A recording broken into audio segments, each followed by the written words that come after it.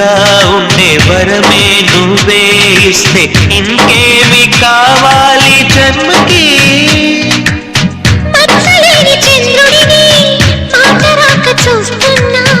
వరస కాని బంధుని చొరవ చేసి అంటున్నా ఇంకెప్పుడు ఒంటరినని అనరాదని.